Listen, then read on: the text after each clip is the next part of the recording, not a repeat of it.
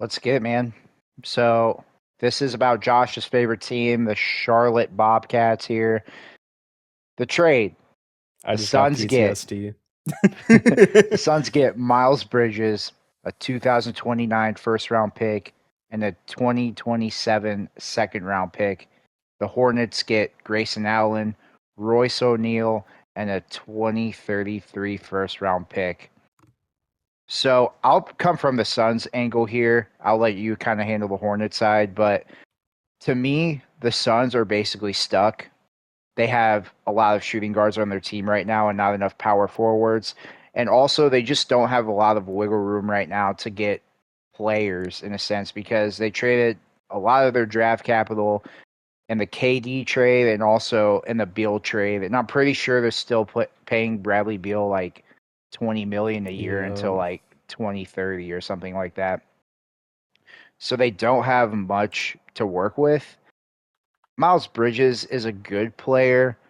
It's just interesting, kind of a short-sighted move in my opinion. I think they could have gotten a player who wasn't maybe a Miles Bridges caliber type player and save that draft capital.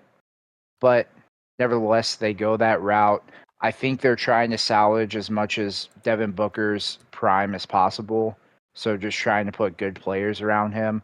Obviously, it's not good enough to compete in the West, but they're still going to be able to remain like relevant and be in that, 5 to 9 seed, if I had to guess. So it was an interesting trade. They just don't have much room at all to do a lot for a while. So Suns are kind of in an interesting spot. But what do you think about this trade from the Hornets' perspective? Well, first off, I do want to remind people Zach did bring up the Bradley Beal contract. Bro, they have that contract split up for 5 years till 2030. You were right, and it's $19.3 million. So they're just Yeah, spending literally close to $20 million until Bradley Beal's like 28 years old. 38 years old. That's crazy. Bro is just yeah, gonna keep getting fat stacks by the time good he for him. retires. And Um, so he also just declined his I player know. option too with the Clippers, and Might so as well. we'll Bro, get see where he it. goes. Maybe he'll go to the Heat, Right? someone like that, or maybe he'll get to pick his spot. So he's getting paid from the Suns, and he's going to get to probably compete for a championship. So Bro good just for gets a him. contract in the mail every year of $20 million. I know, man. But no, I really liked it, dude. And sounds like a majority of people are more on the Hornets side this time around. Which is nice to see. I've seen a lot of people be like, yeah, this is easily a Hornets win in the trade here. Especially, dude, another 2033 first round pick, unprotected. Um, I mean, it's bad enough that the Timberwolves did it, and for the Suns to do it, it's even worse personally because for the Suns, man, I don't know if people really realize, but dude, do you know how old Devin Booker is going to be by 2033? How- Uh, 30, 2030. 37, bro. Was he right now like 31, He's 30. 30? Wow. Yeah. So D Yeah, he'll be Book, out there. D Book is going to be 37 by 2033. So you don't even know what this team, what players you're going to have on this Suns roster. Um, Obviously, the Bradley Beal contract and all that will be done by then. So you're going to have to find a way to win if you don't want this pick to go our way in any bad solution to where we can have a top 10, top 5, maybe even top 3 pick. And dude, the lottery could be totally different by the time we get to 2033. The lottery just got changed. We talked about it before. Um, the lottery rules are still just not set in stone. You never know what the lottery could look like in the future. Dude, they could do a total like 180 and go back to how the original lottery was before. And if that happens, they're really cooked because like they're going to have to make sure they really win because I mean, if you're in the top 5, top 3 with how the old lottery rules worked back in like 2013, bro, you're pretty much guaranteed that pick. It's Yeah. very rare anyone jumping over anybody. So, I also like the acquisitions of Grayson Allen and Royce O'Neal. Royce O'Neal is really the big one. I really like Royce O'Neal. Um, really nice 3-and-D player. He had a lot of nice moments last season too, like clutch moments off the bench, which was awesome. I think just adding Grayson Allen and Royce O'Neal just continues to build the depth that we need, and also more vets. Um, majority, I mean, I think we were the youngest.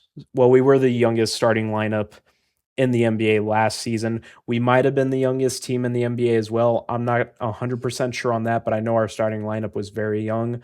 Um, so just bringing in guys like Grayson Allen, Royce O'Neal just brings more vets into this roster.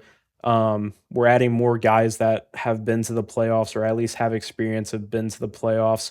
So adding guys like that is really needed because we haven't been to the playoffs still since 2016 to this point.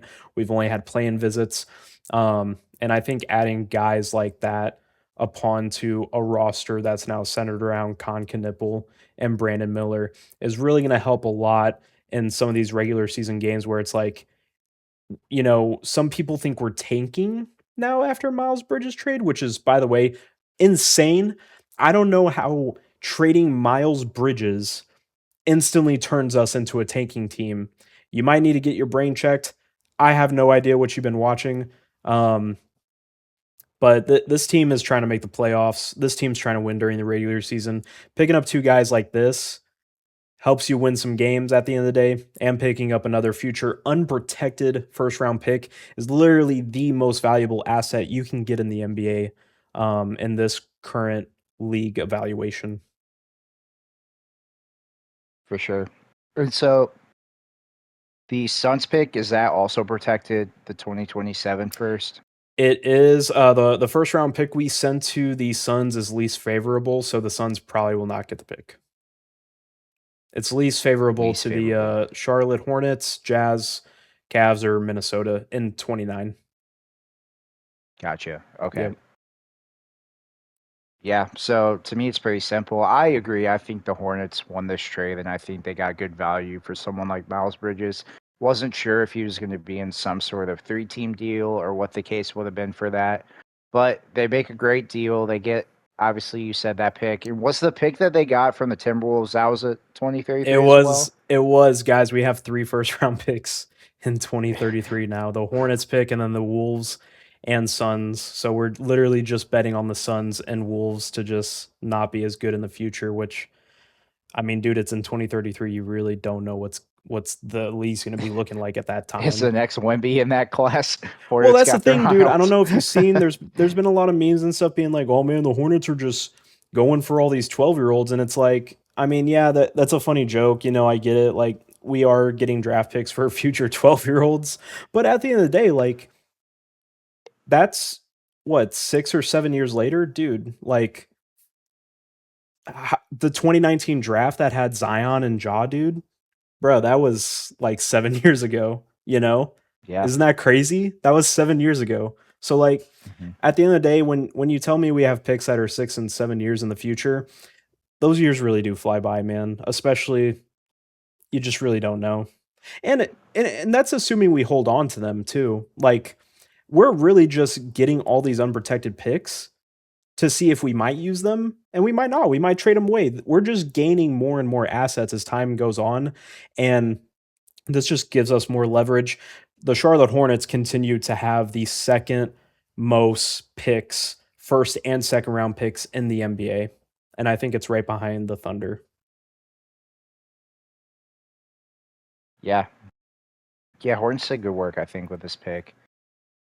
And so, yeah, I mean, I don't have many thoughts on it. I even like the players that you guys got back in return. And, I think Grayson Allen can even be a good depth piece as well. I know you mentioned Royce O'Neal, but yeah, I think they got a good return for him. Like I said, the Suns are just kind of trying to grasp for anything, I feel like, try to maybe just put the best players around Devin Booker as possible during this like prime spot of his career. And so it's a weird trade to me for Mm-hmm. them, but I like what the Hornets did. I agree with you. I think the Hornets won. So Good job for the Bobcats right there.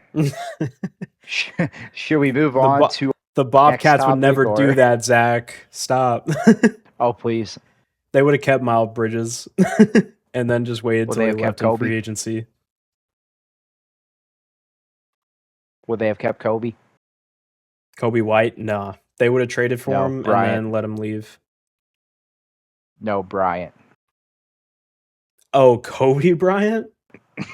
Oh, dude, that's a totally different franchise. I have no idea. They probably would have never drafted him, actually. Fun fact. Because we just rather draft guys like Malik Monk over Donovan Mitchell. But anyways,